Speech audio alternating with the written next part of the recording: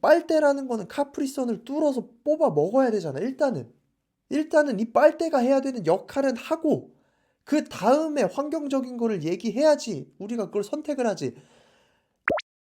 안녕하세요. 온갖 것들에 대한 통찰을 파는 고양식당입니다. 하이. 트럼프 대통령이 미국의 대통령이 다시 됐습니다. 이걸 보면서 제가 느꼈던 것들을 좀 몇 개 얘기해 보려고 해요. 제가 뭐 국제정치 전문가도 아니고 그냥 관심 있게 추이를 계속해서 지켜보면서 누가 될까 하고 있었는데 결국엔 트럼프가 됐습니다. 뭐 진짜 국제 정세적인 거를 궁금하시다면 저는 박종훈의 지식 한방 이분 거를 많이 봤는데 이분은 트럼프의 압승을 전부터 몇 달 전부터 예견을 하고 있었죠. 미 대선이 늘 다이나믹하긴 하지만 이번에는 더 다이나믹했죠. 미국은 현 대통령이 재선을 하는 게 되게 당연하잖아요. 근데 바이든 대통령이 재선에 나가지 못했죠. 지지율이 떨어진 가장 주된 이유로는 나이 이슈가 가장 컸습니다. 이분이 1942년생, 이제 81세신데 중간중간 공적인 자리에서도 블랙아웃이 온다거나 가만히 있다거나 아니면 이미 죽은 의원의 이름을 부른다거나 이런 침해에 가까운 행동들을 너무 많이 하면서 국민들이 뭐 바이든 행정부의 옳고 그름 뭐 이런 거를 떠나서 한 나라의 국가 수반이 저렇게 언제 갑자기 쓰러질지 모른다라는 모습을 보여주니까 신뢰가 안 가잖아요. 바이든 대통령 이 임기 가운데 국제 정세 가운데서도 우러 전쟁이 일어나고 이스라엘 전쟁도 일어나고 세계 경찰로서의 역할도 제대로 안 되는 것 같고 내수 경제도 뭐 미국의 경제는 계속해서 강해진다곤 하지만 솔직히 그 안에서의 빈부격차나 중산층이나 이제 중하층의 삶이 너무 안 좋아지고 있으니까 민주당에서도 안 되겠다 싶었는지 갑자기 카멜라 해리스로 후보가 바뀌어 버렸습니다. 카멜라 해리스가 분위기가 제일 좋았던 거는 사실 처음이죠. 제가 느끼기에 카멜라 해리스가 제일 뜨거움을 일으켰던 거는 나는 검찰이고 트럼프 같은 인간을 잘 안다. 자신이 도덕적인, 윤리적인, 그리고 정치인으로서의 우위에 가져가고 트럼프는 그 어디로 튈지 모르는 그리고 거짓말도 많이 하잖아요. 트럼프가 실제로 확인되지 않은 수치 같은 거를 많이 얘기하기도 하고 거짓말도 많이 하고 의회 습격 같은 사건도 사람들을 잘 선동하고 그러니까 이런 것도 있으니까 이제 트럼프를 거의 깡패나 범죄자로 취급을 하면서 그런 프레임을 잡아갖고 갔는데 그래서 민주당 지지자들은 카멜라 해리스를 굉장히 지지하고 이제 할리우드의 유명 인사들이나 연예인들도 많이 지지를 하고 했는데 그냥 거기까지는 좋았어. 거기까지는 되게 좋았는데 나는 검사라서 트럼프 같은 인간을 잘 안다. 오케이. 그래서 트럼프를 이길 수 있다. 그러면 이 이길 수 있다라는 명제는 그 이유를 보여주어야지 증명이 되는 거잖아요.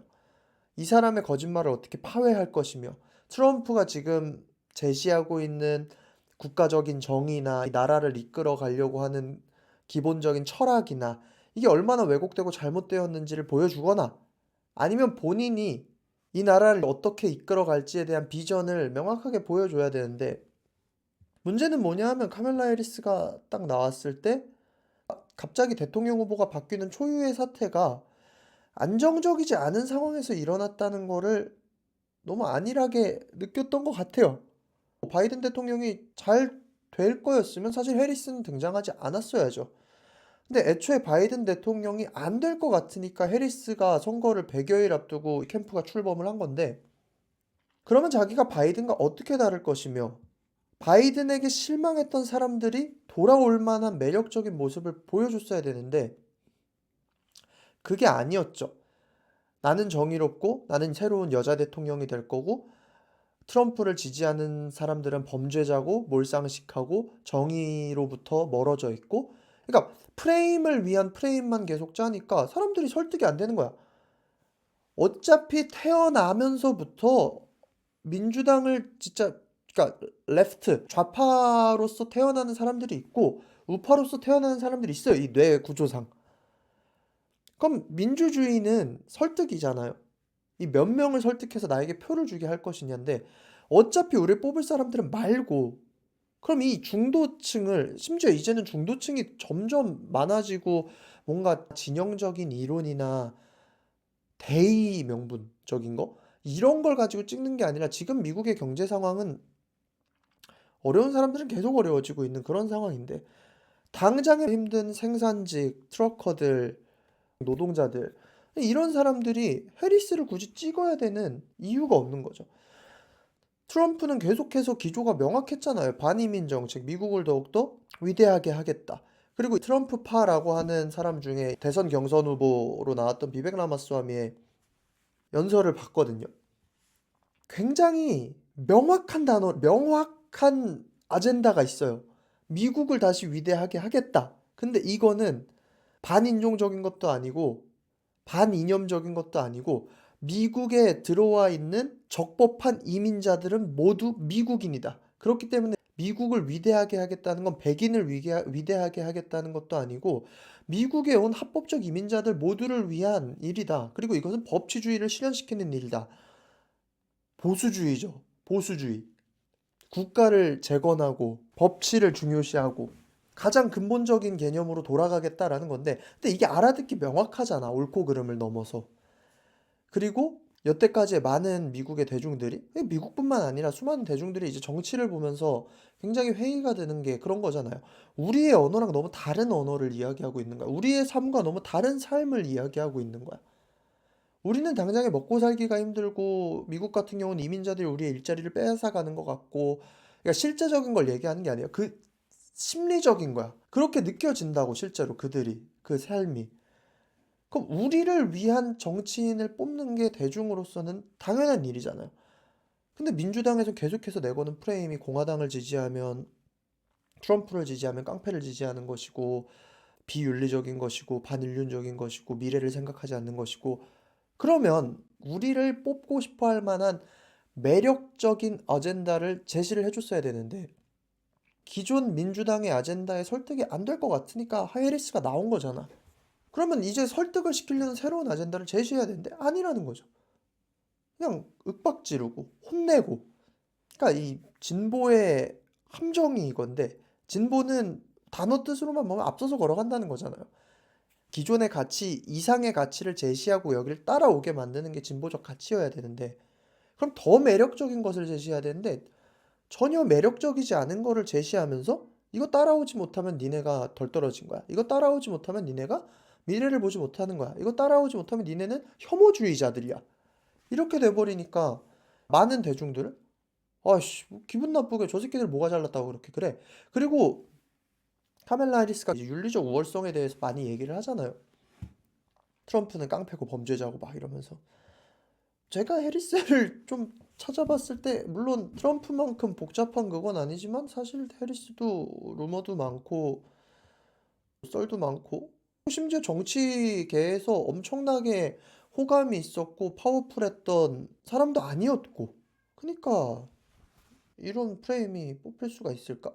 그리고 제일 좀 의아했던 게 막판에 히든 해리스? 뭐 샤이 해리스? 뭐 이렇게 얘기하면서 했던 운동이 여성들에게 남편 몰래 투표하세요. 어차피 뭐 누가 투표했는지 모릅니다. 이딴 운동을 했는데 커다란 거를 가지고 싸워야 되는데 어디 숨어 있을 거야. 조그만 구석에 그런 사람들이 숨어 있을 거야. 조그만 구석에 말을 하지 못했던 사람들이 숨어 있을 거야. 소수자를 향한 행위가 물론 되게 의미는 있겠지만 근데 민주주의에서 선거 전략에서 승리하려면 소수자까지 포용해야지 소수자만을 노려서는 당연히 승리하지 못한다는 게 민주주의의 기본 아닌가요? 미국 그 백인 가부장적인 집단이 존재한다고 해도 남편이 누굴 뽑으라고 해서 뽑지 못하는 여성들이 분명히 존재는 하겠지만 그 여성들이 이 선거를 좌지우지할 만큼의 양이 되나? 숫자가 되나? 라고 했을 때 민주주의라는 거는 대다수의 사람을 설득해야지 승리를 할 수 있는 건데 이게 안 될 것 같으니까 대다수를 포기하고 소수 이렇게 가버리니까 스스로 패배를 향해 걸어간 기분이었어. 소수. 여자면 날 뽑으세요. 이민자면 날 뽑으세요. 예전에 트럼프 처음 대통령 나왔을 때는 흑인 커뮤니티에서 트럼프 뽑겠다 그러면 거의 뭐 인간 쓰레기 미친놈 취급을 받았잖아요. 카니에 웨스트도 그때 트럼프 지지한다 그랬다가 거의 집단 린치를 당하는 수준이었는데 릴 웨인도 그랬던 것 같고. 근데 이번엔 아니잖아요, 그런 분위기가. 흑인 커뮤니티조차도 트럼프를 지지해. 왜냐면 대다수의 문제의식을 트럼프 쪽이 긁어주고 있으니까. 먹고 사는 문제, 기본적인 개념, 보수적인 당연한 가치. 그러니까 뭐 트럼프가 이겨서 이제 진보주의자들은 막 우울증에 가깝게 슬퍼하고 나라를 떠나고 싶어하고 그런다고 하는데, 저는 미국 사람이 아니니까 뭐 그럴 거는 아니고, 어떻게 하면 사람을 설득할 수 있을까에 대한 생각을 많이 할 수밖에 없는 거예요. 이제는 비방하고 쟤 찍으면 병신, 나 찍으면 똑똑한 사람, 이 프레임으로는 그러니까 설득이 안 된다는 거야. 반감만 생기지. 기본은 그들이 가지고 싶어 하는 걸 일단 줘야 된다. 그들이 원하는 니즈를 채워줘야 된다. 아무리 높은 가치라고 하더라도. 이거 되게 간단한 거잖아요. 이거 보면서 카프리선 종이빨대가 계속 생각이 나는 거야. 물론 종이빨대 자체가 지금 환경적이냐 아니냐라는 논쟁까지 넘어가긴 했지만, 종이빨대가 만약에 진짜 환경적인 거면 카프리선에 종이빨대 쓰는 거 그래, 쓸 수 있죠. 써야지. 종이빨대 쓰면 진짜 환경이 보호된다면. 근데 카프리선 종이빨대에 우리가 개빡쳤던 이유가 뭐예요? 빨대라는 거는 카프리선을 뚫어서 뽑아 먹어야 되잖아. 일단은 이 빨대가 해야 되는 역할은 하고 그 다음에 환경적인 거를 얘기해야지 우리가 그걸 선택을 하지. 이 빌어먹을 종이빨대가 카프리선을 뚫지조차 못해서 먹는데 방해만 되게 만드는데, 지금 뭐 수십 년 뒤의 미래, 우리의 자손들, 뭐 정의, 윤리 이런 거를 아무리 얘기해봤자 종이빨대가 카프리선을 뚫질 못한다고. 지금 이제 트럼프가 대통령 되면 환경규제 이런 거 다 풀어버릴 거예요. 왜냐면 애초에 이분은 지구온난화 음모론자니까. 여기에 대해서 위험하다고 생각하는 사람들도 분명히 존재할 거예요. 근데 결국엔 방향성의 차이죠. 제가 작년에 미국 가보고 너무 놀랬던 게 10년 전, 5년 전? 중학생 때 15년 전에 가봤던 샌프란시스코는 저에겐 꿈의 도시였어요. 세상에 어떻게 이렇게 도시가 예쁘고 깨끗하고 유럽인 것 같으면서도 미국의 느낌도 있고 햇살이 막 찬란하게 비추고 막 이런 환상이 있어. 물론 15년 전이니까 되게 미화되기는 했지.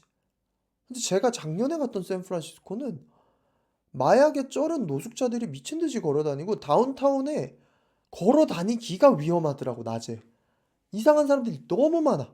휑하고 제일 번화했었다는 그 고층 빌딩 사이에 쇼핑몰들을 가봐도 사람이 없어. 노숙자와 약에 쩔은 사람들이 백화점 화장실에도 계속 드나들고 앞에 서 있고 하니까 아내랑 둘이 걸어 다닐 때 아내만 혼자 화장실을 보내기도 무서울 정도더라고. 비록 전 세계에서 미국 경제가 계속 올라가고 있다고 하지만, 근데 그냥 일반적 여행객으로 평범한 사람의 시선으로 봤던 그 도시는 망가져 있었거든요, 분명히. 나도 그 잠깐 가서도 느꼈는데 거기서 살고 있는 사람들은 어떻게 느껴지겠어?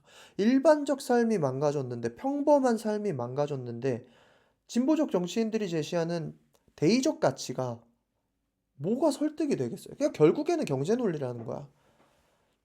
일단은 밥숟가락에 밥을 얹어서 먹여주고 안전한 삶을 보장해줘야 그 이유를 생각할 수가 있는 거지. 카프리선 빨대가 카프리선을 뚫을 순 있어야지 빨대로서의 그 이상의 가치를 얘기할 수 있는 거지. 그러니까 이게 진보 정치인들의 함정인 거예요.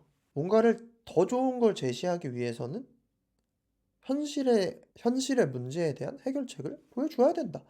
그리고 심지어 그 미국의 레프트 중에서도 이제 파 레프트, 극좌에서 얘기하는 뭐 PC주의, 환경주의, DEI 이런 것들이 대중들을 설득하지 못했다는 거죠. 다양성, 공정성, 포용성, DEI 되게 좋은 것이라고는 하는데, 근데 이 안에서 정작 다수가 힘들어, 이걸 고치려고 하니까. 소수까지도 포용하는 사회가 좋은 사회예요, 당연히. 근데 이게 역차별과 소수까지의 포용의 밸런스는 굉장히 미묘하거든요. 미국 같은 경우는 실제로 지금 트랜스젠더, 그러니까 그 올림픽 나와서 화제됐던 그 권투 선수 말고요. 거기는 좀 달라요. 거기는 태어날 때부터 잠복고환이어가지고 겉으로 성기를 봤을 때는 여성이래.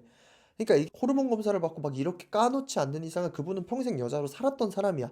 그러니까 여긴 좀 더 복잡한 문제인데, 미국의 트랜스젠더들이 실제로 심지어 비수술 트랜스젠더조차도 내가 여자야 라고 하면 남자의 신체를 가지고 남자로 살다가 여자로서 여성 호르몬 주사만 계속 맞았다면 여자가 돼서 여자 스포츠 경기에 나가는 이런 일들이 벌어지고, 낙태에 대한 것도 이제 막 되게 시끄럽고. 미국이란 사회는 굉장히 진보적인 사회이면서도 굉장히 보수적인 사회인데, 기독교 그 꼴통 기독교에 가까운 보수적 가치가 굉장히 중요한 사회란 말이에요. 민주당 쪽에서 계속해서 들이미는 그런 차별 금지에 대한 DEI에 대한 가치가 일반 보수적 대중? 아니면 그냥 평범한 대중에게조차도 이건 좀 아니지 않나라는 선까지 계속 넘어가고 있었다는 거죠. 실제로 이번에 독일에서는 성별 자기결정법이 발효돼서 성별 결정을 자기 판단에 맡기는 17번째 나라가 돼버렸어요. 성별 없음도 가능하고. 그래요. 트랜스젠더라는 소수자들을 위해서는 참 좋은 수도 있어요. 그들은 이제 마음 편하게 나의 성별을 막 바꿀 수도 있어.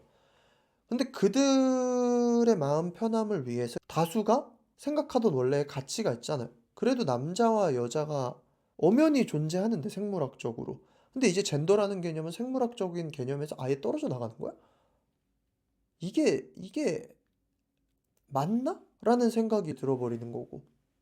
미국 같은 경우는 문화 쪽은 이제 더 심각한데, 스포츠 스타나 이런 쪽들이 남자에서 여성이 된 트랜스젠더들을 만나는 비율들이 더 높아지고 있어요. 이성애자 이런 거를 떠나서, 그러니까 이거 말하면 너무 복잡한데, 아무튼 기본적으로 그냥 생각하는 남자와 여자가 만나서 결혼을 해서 가정을 이룬다라는 이 개념이 다수의 개념이잖아. 일반이라고 하면 이제 불편해한다니까 다수의 개념이잖아. 근데 이젠 이 다수의 개념이 잘못됐고, 저는 소수자 인권이 굉장히 지켜져야 된다고 생각을 하는 사람인데, 그 밸런스가 이제는 일반적 가치를 가지고 있다는 것 자체가 바보 취급이 돼 버리니까, 나 같아도 미국에 살았다면 내가 이 파레프트들의 논리를 쫓아갔을까? 결국 어젠다의 문제인 거죠. 이번 10월 27일 날 기독교가 엄청 모여서 차별금지법 반대 집회를 했잖아요. 저 같은 경우는 솔직히 예배라는 단어를 가지고 나온 것 자체에 대해서는 좀 반대하는 입장이었고, 저도 크리스천이긴 하니까 전 그거 욕 되게 먹을 줄 알았거든요, 일반 대중들한테. 근데 차별금지법이라는 것에 대해 10월 27일 예배를 주도한 쪽에서도 왜 차별금지법이 문제인가에 대해서 엄청나게 얘기를 하고, 심지어 이거 할 때쯤에 이제 독일 이 얘기도 나오고, 성별을 이제 남녀도 아니고 성별 1, 성별 2 이렇게 선택해야 된다라고 하고 하니까, 소수자 인권 운동하시고 이런 분들한테는 정말 10월 27일 운동이 파시즘적이고 막 이렇게 욕을 하지만, 일반적 대중의 개념에서는 그게 더 설득이 됐다는 거야. 그러니까 난 기독교가 우리나라에서 이 정도로 큰 일을 해놓고 욕을 안 먹은 거 처음 봤어. 일반적 대중들도 이쪽에 더 설득이 된다는 거지, 그러니까. 옳고 그름의 문제가 아니라 민주당이 이길 수 없는 아젠다를 가지고 나온 거예요. 선을 종이 빨대가 카프리선을 뚫지를 못하는데 그 이상의 가치를 얘기해봤자 누가 설득이 되겠냐고. 민주주의는 애초에 설득으로 돌아가니까. 그렇기 때문에 트럼프는 설득을 했으니까 된 거죠.